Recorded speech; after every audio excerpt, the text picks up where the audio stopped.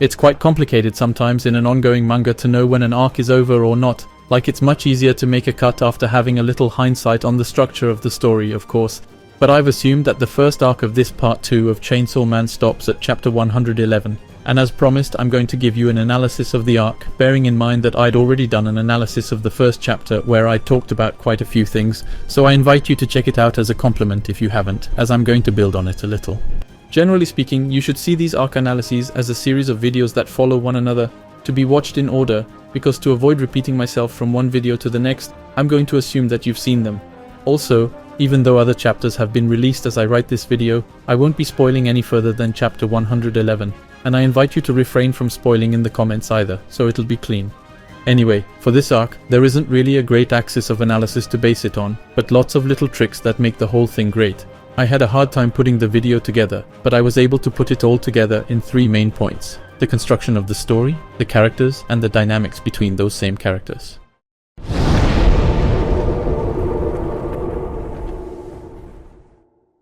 The first important thing to note, which was one of the questions I asked myself in my analysis of chapter 1, is that Asa Mitaka does seem to have the role of protagonist in part 2, most of the time anyway. And that's really interesting because Asa really is a completely normal person, which is the complete opposite of all the characters we followed in part 1. We had Denji, who was half man half demon, almost immortal and with no education at all, Power, who was a hominy demon, Aki, who was a guy who had dedicated his life to hunting devils, and so on. All this while working for the government and getting mixed up in a whole bunch of geopolitical conspiracies and superpowered devils. In short, exceptional characters in exceptional situations. But here, by following an ordinary fragile person in a more or less normal everyday life, if we forget Yoru, we can get a much better idea of what everyday life is like for people in this world. And that's another point we'll find in this arc. Fujimoto plunges us more precisely into the world of Chainsaw Man. We see that devils are truly at the heart of people's daily lives, and we feel their impact on society, which wasn't necessarily obvious in part 1. We even get to see politicians talking about the issue, and learn things like the fact that 7 out of 20 people die as a result of being killed by a devil, which is really huge and gives us a better understanding of certain aspects of part 1. I'm thinking, for example, of the fact that, in a modern country like Japan, we accept the fact that so many people are killed by becoming devil hunters, that dying in combat against the devil is completely trivialized. We understand the devil hunter's lack of empathy in part 1, and we'll see it again in this arc with the high school devil hunter club, where club members will be killed by Yuko without it seeming to shock many people.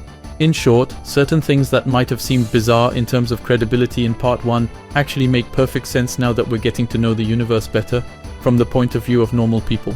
But also, and I'd already talked about this a little in the previous video, we'll see that the Chainsaw Man is truly acclaimed as a hero, while arousing debate and speculation, and making a whole lot of goodies in his effigy, just to make a bit of money in the process. In fact, there's a bit of a meta aspect to Chainsaw Man, the manga which in our reality is only gaining in popularity, while at the same time having haters sparking debate and so on.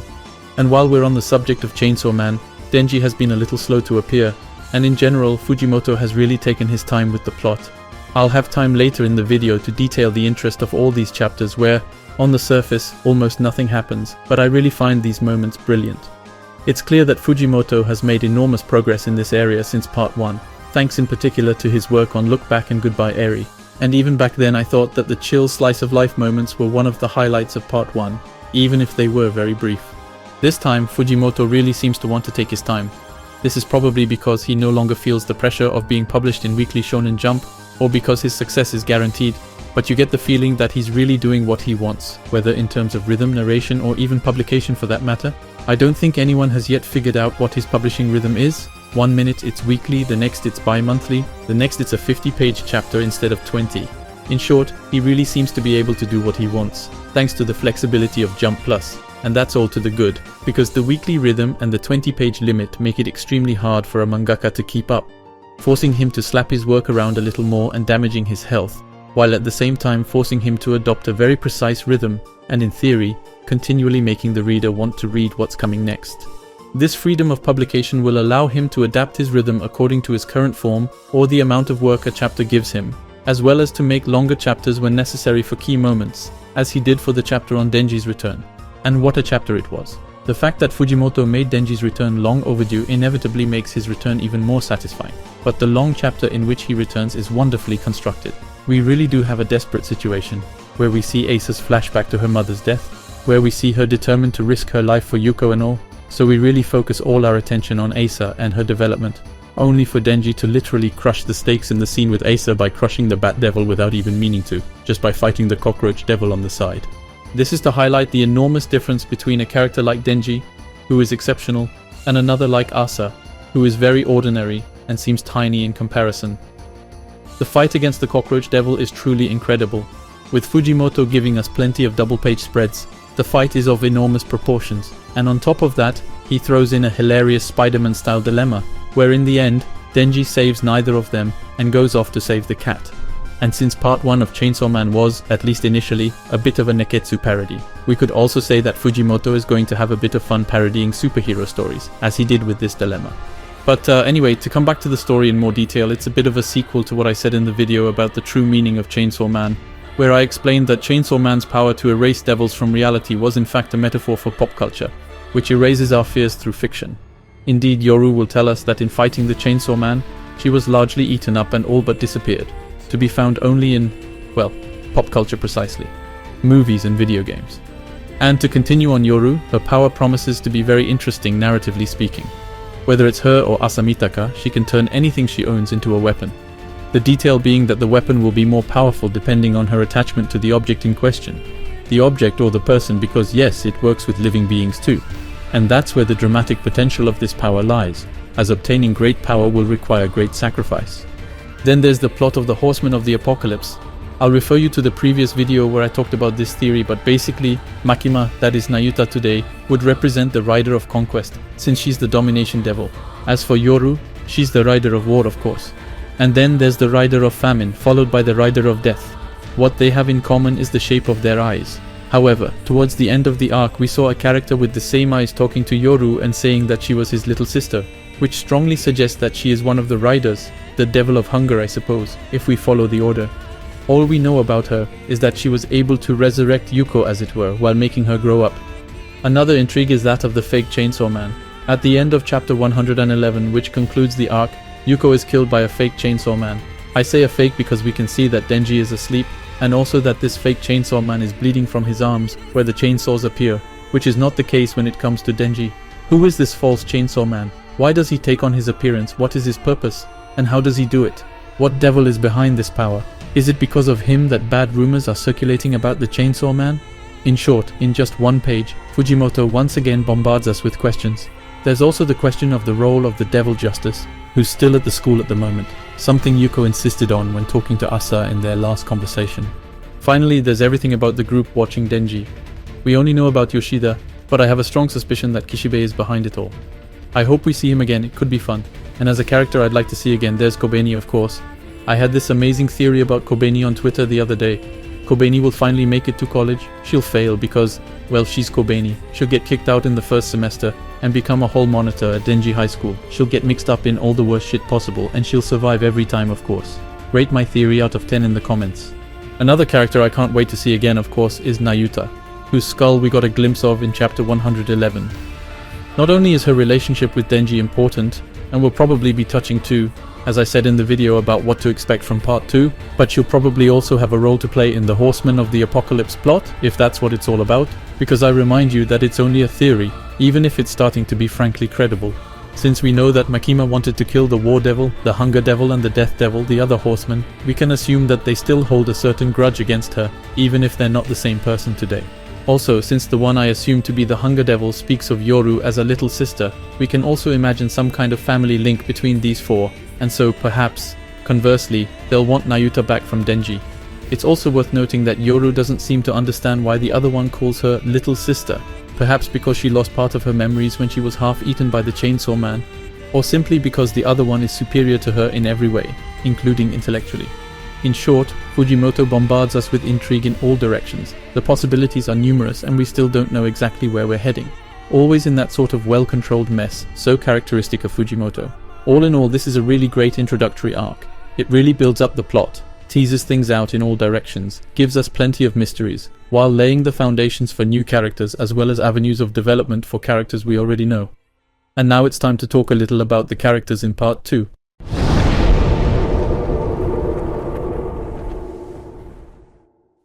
There are 4 characters who play an important role in this arc, and I'm going to talk about them here.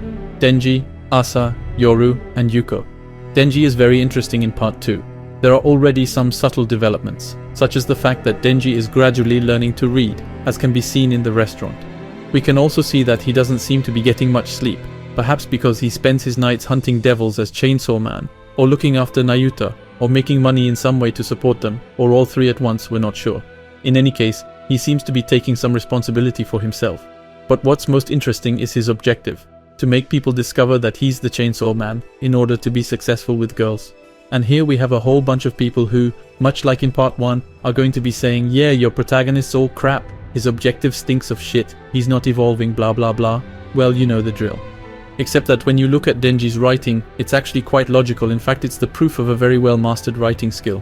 Well, I'll refer you to my video on Denji to give you a better idea of the character, but basically, Denji never experienced love in part 1.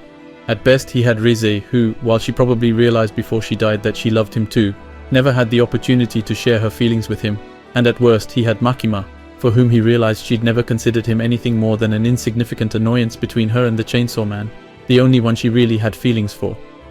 Then of course there were Aki and Power, who gave her another kind of love, but that's not what we're talking about, and anyway they're dead. In fact, in part 1, the only time Denji felt loved, wanted, or simply the only times he was given importance, was through the Chainsaw Man. Whether it was the people who literally wanted to take his heart, Makima, or via the general population on TV.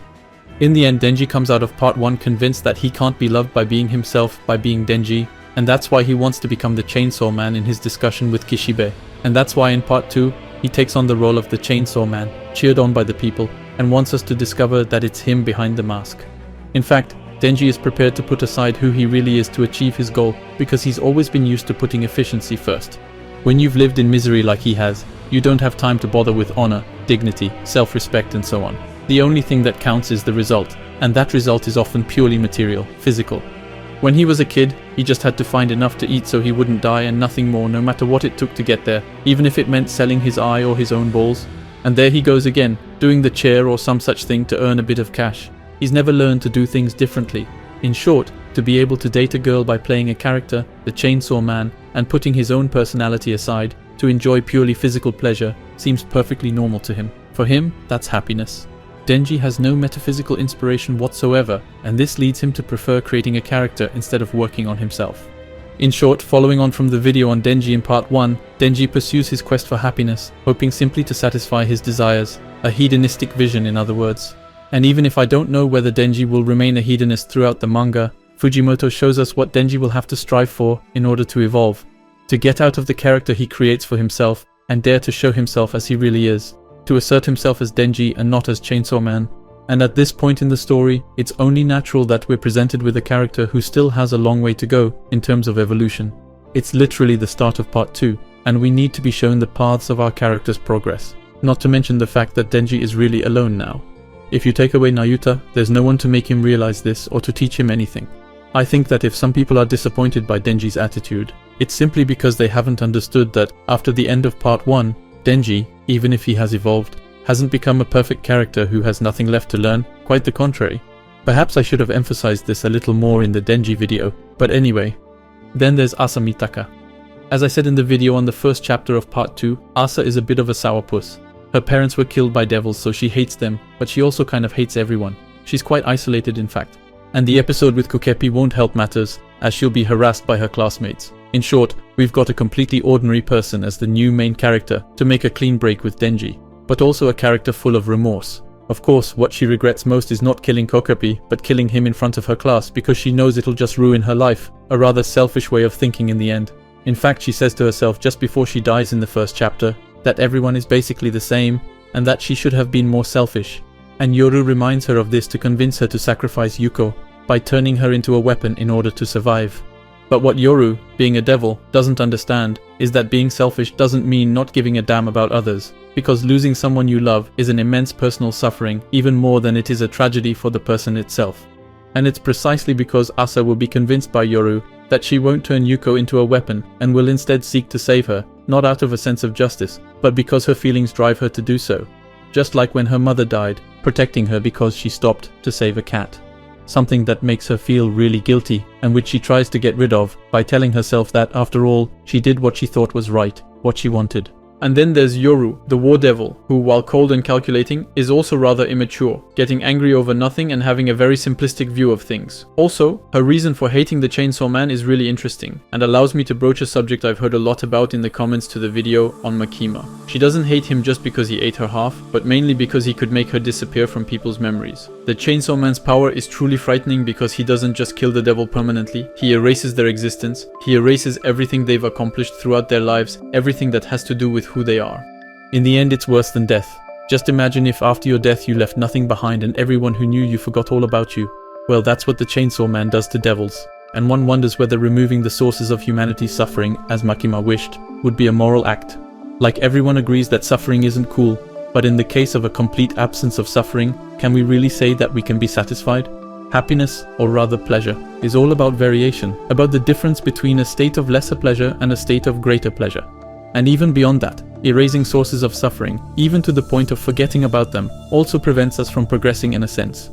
And then there's Yoru, the war devil, who, while cold and calculating, is also rather immature, getting angry over nothing and having a very simplistic view of things. Also, her reason for hating the Chainsaw Man is really interesting, and allows me to broach a subject I've heard a lot about in the comments to the video on Makima. She doesn't hate him just because he ate her half, but mainly because he could make her disappear from people's memories. The Chainsaw Man's power is truly frightening because he doesn't just kill the devil permanently, he erases their existence. He erases everything they've accomplished throughout their lives, everything that has to do with who they are. For example, the Chainsaw Man ate the Nazi devil and the demon of the Second World War, but didn't that period of our history, horrible as it was, allow us to progress as a society by warning us about what fascism and discrimination against social groups, ethnic groups, etc. can engender? Well, okay, maybe not that much actually, but still, the much touted duty to remember seems important to me, and simply erasing things from history is really frightening, I think. And I wonder if we won't be entitled to this kind of reflection in this second part. After all, there's a lot to nuance about all this, and it would deserve a whole video on the subject, or a live debate on Twitch, for example. Maybe we'll do that one day. And finally, one of the most important characters in this arc is Yuko. Right from the start, Yuko tells us something that defines her quite well in the end, and which will soon be verified. She doesn't care if what she does has good or bad consequences. All she wants is to feel she's done the right thing. Basically, if she does the right thing, it's only out of selfishness, to make herself feel better, not out of moral duty or anything.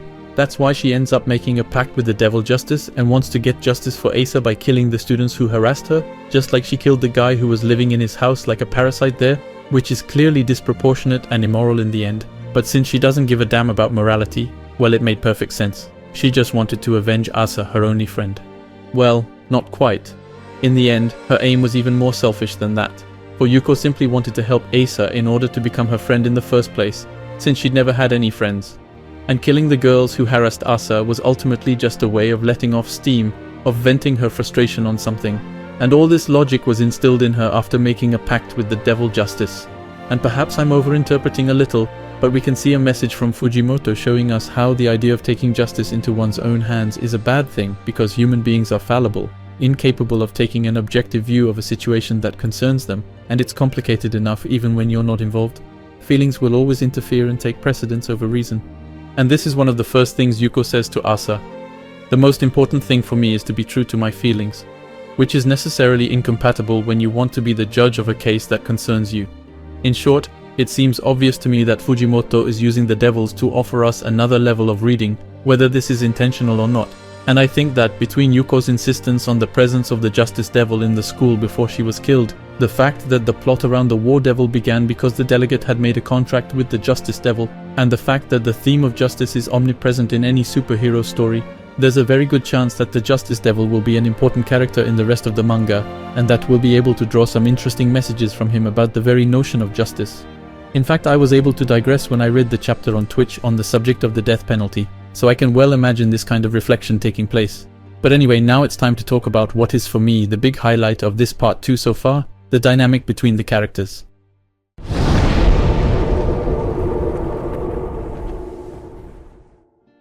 Now we're getting to the most subjective part of the video. I love the relationships between the characters in part 2, and not just because of the writing, but above all because of the way Fujimoto puts it all together, whether through the drawing itself, but also the paneling, the composition of the panels and so on. All this is done with a sense of humor that, for once, works really well on me. First of all, if there's one relationship that's central to part 2, it's that between Asa and Yoru, the war devil. The first amusing point is that, in Japanese, Asa means morning and Yoru means night, showing us that the two are quite opposed to each other, which should make for a rather difficult relationship given that they share the same body.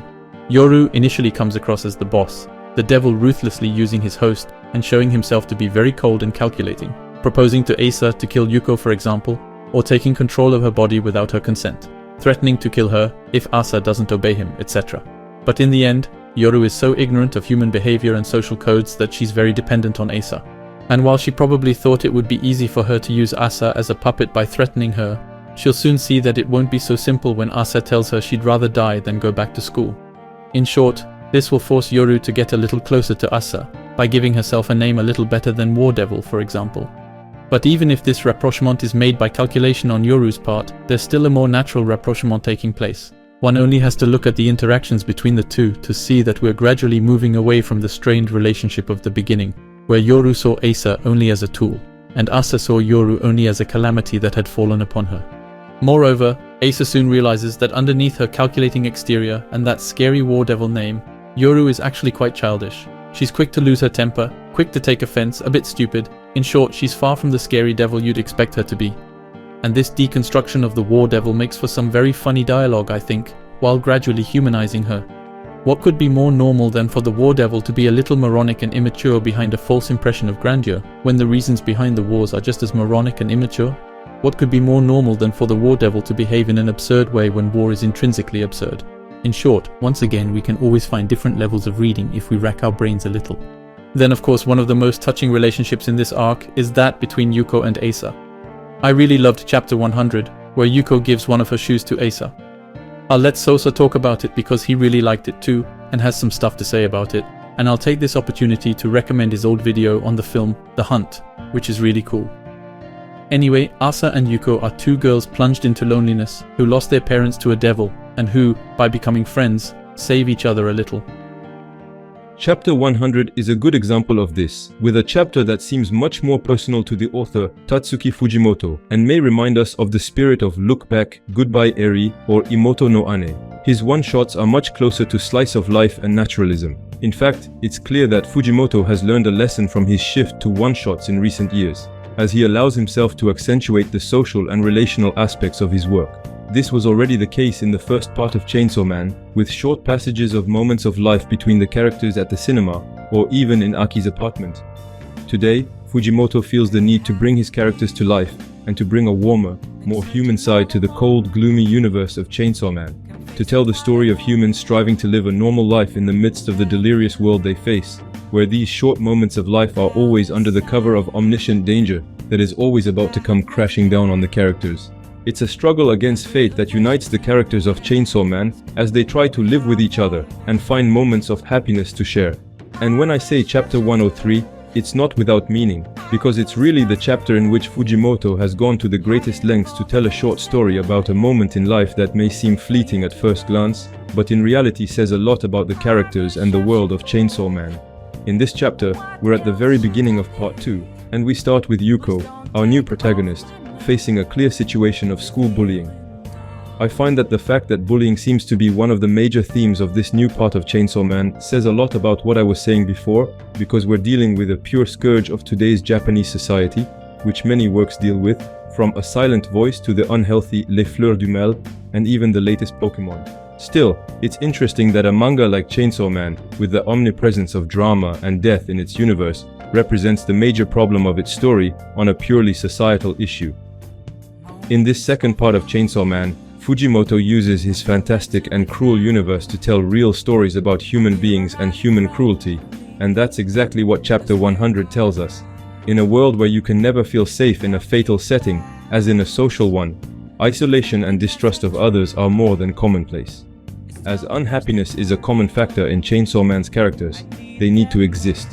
Some may do so by seeking superiority and power, others by seeking a home. This home is never far away, since all these characters feel the need to be loved and to experience moments of happiness. In Yuko's case, this home will be found in the person of Asa, who will intervene like an angel fallen from heaven and lend her one of his shoes, before moving on to a very human scene of chasing through the city, where the two characters, each one barefoot, will be united by pain. The pain of walking barefoot, but also the pain of the life they lead, a pain that inevitably brings them closer together. In just 10 pages, Tatsuki Fujimoto has created the entire relationship between two characters who didn't know each other beforehand, thanks to her ingenious narration, staging and paneling of the story, with an omnipresence of backgrounds to present us with a warm, common setting for life, and a highly graphic description of the gradual rapprochement between the two characters, accentuating the purely physical parallels between Yuko and Asa, despite the distance that separates them. They come together through the pain of their feet, their fatigue, their perspiration. In fact, the lexicon of suffering is omnipresent in the chapter. In short, great art. Once again, Fujimoto is a great artist. And this scene becomes even more powerful after reading chapter 111, which echoes it, just before Yuko dies.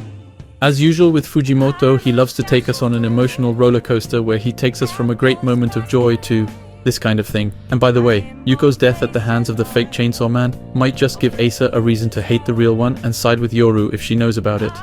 And then there's the relationship between Denji and Asa, the protagonist of part 1, whom we all know, and the protagonist of part 2, whom we're getting to know. In fact, we only see one exchange between these two characters, but it's really one of the funniest exchanges in the whole manga. Just the way this meeting is organized, with Denji asking Yoshida to find him a chick who wants a guy right away, and then immediately thinking of Asa after their first exchange because of Yoru, makes me laugh out loud.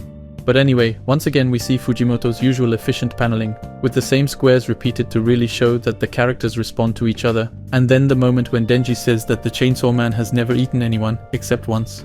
The facial expressions too just made me laugh too hard. You could tell Denji was way too involved, and Asa was trying to act like a jaded girl, but really wanted us to know her opinion on the subject. In short, this moment was so blatantly realistic in terms of behavior that it reminded me of scenes from my own life where two people disagree and debate on some stupid subject. I find this exchange brilliant, and it's not without scenic interest either. We finally see Denji's self-esteem a little hurt to see someone criticize him when he's trying so hard, and when he breaks down and reveals that he's the real Chainsaw Man, it's even funnier when Asa blows him off by calling him a loser. Frankly, I can't wait to see how the two of them develop their relationship, because from what little we've seen of them, their dynamic is hilarious, especially as they have so much in common, like cats for example, while being so opposite in other ways. Oh, and another funny thing, behind this relationship between Asa and Denji lies the relationship between Yoru and the Chainsaw Man. Yoru is desperate to find him but doesn't realize that his quest is ultimately in vain, as Denji isn't the real Chainsaw Man. Besides, a lot of people have asked me why the Domination Devil didn't disappear when Denji ate Makima, but it was for this very reason. It's pretty clear in the manga, by the way, as Makima herself says during the final battle. In short, if Yoru really wants to fight the Chainsaw Man, she'll have to get him out of Denji like Makima did. Except that the conditions for his reappearance are a little unclear, as we get the impression that in the first fight against Makima, Pochita voluntarily returned his body to Denji just after his dialogue with Power. Is his contract with Pochita still valid? Has the one with Power replaced it? Is it at Pochita's whim? Or has Denji absorbed him completely, rendering his quest completely futile? We'll have to wait and see. But it's fun to imagine Yoru pursuing a devil for revenge when that same devil doesn't really exist anymore. Not to mention the fact that she imagines the Chainsaw Man snubbing her when Denji didn't even realize she was attacking him. Last but not least, the Denji-Yoshida relationship is pretty funny, with Yoshida being the perfect guy, extremely strong, intelligent and handsome, and having to deal with Denji, who is such a jerk that he finds himself overwhelmed, not really knowing how to handle him. The scene where he ends up in the restaurant made me laugh out loud. The look on his face when Denji eats the cake out of his hand. Anyway, to conclude this part, in general, I find that what makes this dynamism between the characters so touching and funny is really the way Fujimoto shows it to us. If we take the drawing as an example, the facial expressions alone are enough to make me laugh. They're both simple and subtle, and Fujimoto manages to convey a whole host of complex and highly situation-specific feelings. He always hits the nail on the head, so we can really understand at a glance what the character is feeling. And in the end, the drawing tells us a lot, without needing any dialogue to back it up. The same goes for the composition of the panels, whether it's the position of the characters, their pose, the scenery, etc. Everything has been carefully thought out so that the drawing makes an immediate impact, even if, here again, I can't really explain why exactly. And of course, the paneling, which allows us to imagine in our heads the way the scene unfolds, its temporality, and so on. We can imagine all the little gaps in a conversation between two characters. A conversation that intensifies, a moment of awkwardness, and so on. Take, for example, the moment when Yuko confesses to Asa that she killed her neighbor. The discussion starts normally, we always have this repetition of the box, and you really feel that the unease is building up more and more with the little blanks, Yuko's facial expression that doesn't change, Asa beginning to understand that she's a little too serious for a joke, while telling herself that she's too calm for it not to be one, that big blank at the end where there's no dialogue at all, and then that big double-page spread right after that, which breaks away from the narrowness imposed by the small boxes just before and freezes time, bringing the unease to a climax. In short, since the start of part 2, it's been like that all the time, and I think it's really great. I really need to get better at these formal analyses because I think they're really interesting and really help the storytelling. I'd like to take this opportunity to give a shout out to BD Mansi, Comics Design Study. You're going to say I'm pushing it, but his YouTube channel is incredible. Anyway, all that to say that I love the dynamics between the characters, which was already the case in part 1, but this time Fujimoto has put a lot of emphasis on it. And if some people complain that the pace is slow and all, I personally think it's a very good thing. Just before concluding, I wanted to tell you that Tristan, a member of the channel, made a 10 minutes fan animation on Chainsaw Man, which adapts half of the first chapter of part 2, with the fight between Yoru and the delegate, and that it's really a great job, especially when you know that it's his first animation, that it took him 5 months of work, and that he really did everything by himself, the animation, the choice of sound effects and music, the editing, etc. So I encourage you to go and see it. And I'd like to take this opportunity to remind you that, even if you can't really see it because I do 99% of the work, we're basically a collective channel. But we'll talk about all that again in an FAQ, I think. And so, to conclude, I'd say that Fujimoto has really succeeded with the start of part 2, whether it's films, manga, novels, etc. When a sequel to a great work is announced, it's always very difficult to come up with something that's just as good, if not better, that offers something new and surprising compared to the original work, all the while retaining its fundamentals and allowing viewers or readers to rediscover what they loved. And here, for me, Fujimoto has really pulled it off. Even if we find Denji again and have continuity in his evolution as a character, we also start off on something completely new by changing the protagonist. We're also treated to a world building that develops, a real continuity with part 1, with the 4 horsemen for example, some great new characters, and all of it well drawn, well staged, and I'd even say with almost constant progress by Fujimoto from that point of view. It's also a great introductory arc, as it introduces so many different plots, with their share of mystery, while giving us a good idea of the issues surrounding the characters, both new and old. All this while enjoying greater freedom than when it was in Weekly Shonen Jump, both in terms of story construction and working rhythm. In short, I'm really enjoying part 2 and can't wait to see what Fujimoto comes up with next. And above all, to see if he'll manage to come up with something as crazy as the succession of the International Assassins arcs right up to the end of the manga. That's all. I apologize if this analysis of the arc seems a little less good than what I'm used to. It's pretty complicated to do a general analysis of a single arc like that, without knowing what the rest of the story has in store for us, and without really having a message or central subject to talk about. I've probably forgotten to say a few things, and there are quite a few things I'm having a bit of trouble explaining too, but I hope you enjoyed it. You can like, subscribe, comment, etc. And we'll meet again for the analysis of the next arc. Bye!